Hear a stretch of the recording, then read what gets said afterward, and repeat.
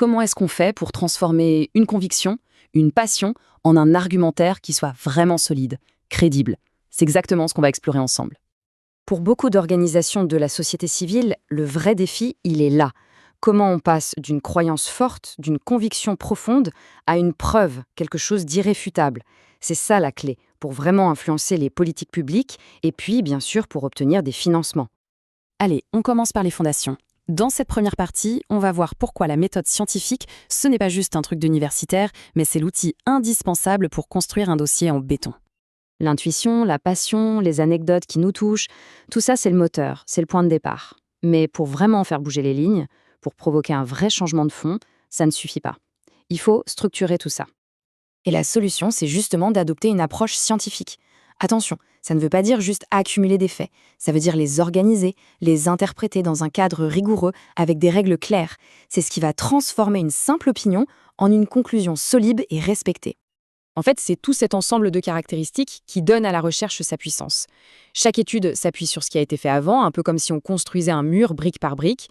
Elle essaie d'être la plus objective possible, de bien comprendre les causes et les effets, d'être précise, et c'est tout ça qui crée une base de connaissances fiable sur laquelle on peut vraiment s'appuyer. Comme le disait très bien le sociologue Anthony Giddens, la recherche, c'est l'art du possible. Ça veut dire qu'on ne travaille pas dans une bulle parfaite, on travaille dans le monde réel, avec ses limites, ses contraintes, pour essayer de s'approcher le plus possible de la vérité. Bon, tout parcours de recherche commence par un grand carrefour. Une décision cruciale. Quel type d'information va le mieux répondre à notre question? Est-ce qu'on a besoin de chiffres ou plutôt de témoignages, qualitatifs ou quantitatifs? Il faut voir ça comme deux super-pouvoirs différents. Le quantitatif, avec ses grands sondages, ses statistiques, ça nous donne la vue d'ensemble, la photo panoramique. Ça permet de dire « Ok, cette tendance est visible à grande échelle ». Le qualitatif, à l'inverse, c'est le zoom. C'est l'entretien en profondeur, l'observation fine qui nous donne le pourquoi derrière les chiffres, la richesse de l'expérience humaine. Le meilleur choix? Eh bien, il dépend de ce qu'on cherche à comprendre. Mais le plus intéressant, c'est qu'on n'est pas toujours obligé de choisir. En fait, les études les plus percutantes, ce sont souvent celles qui combinent les deux. C'est ce qu'on appelle la triangulation. Imaginez, les chiffres vous montrent le quoi et les témoignages vous expliquent le pourquoi. Ensemble, l'histoire est tout de suite beaucoup plus complète, beaucoup plus convaincante. Ok, une fois l'approche choisie, comment on avance concrètement? Il ne faut pas voir le processus de recherche comme un labyrinthe. C'est plutôt un chemin bien balisé, une véritable feuille de route qui nous guide de l'idée de départ jusqu'au résultat final. Alors, à quoi ressemble ce chemin? Voici une carte en 8 étapes qui rend le tout beaucoup plus gérable. Tout part de la curiosité. On choisit un sujet, on regarde ce qui a déjà été dit dessus. Ensuite, place à la planification. On formule une question bien précise, on choisit ses outils. Après, c'est le cœur du réacteur, la collecte des infos, puis leur analyse. Et enfin, l'étape cruciale, on rédige et on partage ce qu'on a découvert. En suivant ces étapes, on s'assure de ne rien oublier d'important. On arrive à un point absolument non négociable.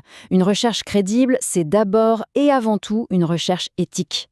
Ces principes, ce ne sont pas des suggestions, c'est le fondement même de la confiance pour protéger les participants, mais aussi la réputation de l'organisation. Il faut vraiment retenir que l'éthique, ce n'est pas un obstacle. Bien au contraire, c'est la fondation sur laquelle on construit une connaissance fiable, digne de confiance. Sans ça, tout le reste peut s'écrouler.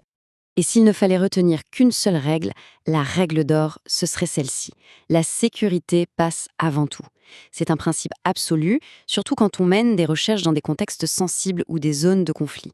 Aucune information, aussi précieuse soit-elle, ne justifie de mettre qui que ce soit en danger. Jamais. Allez, on arrive à la dernière étape. C'est peut-être même la plus importante. Comment on fait pour transformer des données brutes, des chiffres, des entretiens, en une histoire qui a de l'impact, une histoire qui pousse les gens à agir. Parce que l'objectif final, ce n'est pas de produire un rapport qui va prendre la poussière sur une étagère. C'est de traduire des résultats qui peuvent être complexes, en messages clairs, en recommandations concrètes, que ce soit pour des décideurs politiques, des bailleurs de fonds ou le grand public. C'est là que la recherche prend vie et commence vraiment à changer les choses. Et pour raconter une histoire juste, il y a un piège classique qu'il faut absolument éviter, confondre la corrélation et la causalité. Par exemple, ce n'est pas parce que les ventes de glace augmentent en même temps que le nombre de noyades que manger des glaces provoque des noyades. Évidemment que non. La vraie cause derrière tout ça, c'est la chaleur de l'été. Faire cette distinction, c'est la base pour éviter de tirer des conclusions totalement fausses. Voilà, les outils sont sur la table, la feuille de route est tracée. La question la plus importante n'est plus comment faire, mais plutôt sur quoi travailler. Quelle est la question urgente que l'on doit se poser pour commencer à construire le changement? C'est maintenant que le véritable impact peut commencer.